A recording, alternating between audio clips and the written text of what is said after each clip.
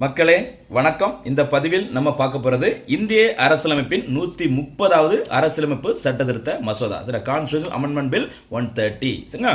August 20, 2025 அன்று, சரியா, நாடாளுமன்றத்தில் மத்திய உள்துறை அமைச்சர் அமித்ஷா அவர்களினால் இந்த மசோதா அறிமுகப்படுத்தப்பட்டது. சரிங்களா?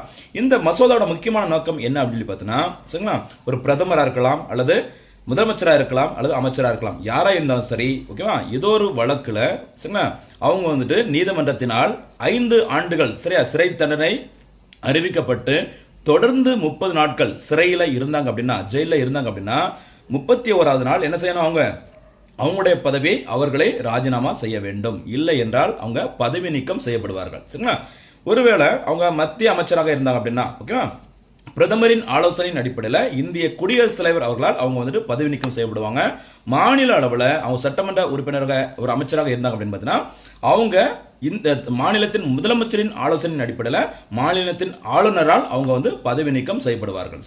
இது ரொம்ப ரொம்ப முக்கியமானது. அதாவது ஒரு ஊழல் குற்றச்சாட்டப்பட்டு சிறையில் இருந்துகிட்டே அவங்க பதவியில் இருக்கக்கூடாது. அதை மாத்துறதுக்கு தான் இந்த 130வது அரசியலமைப்பு சட்ட திருத்த மசோதா அறிமுகப்படுத்தப்பட்டது. சரிங்களா?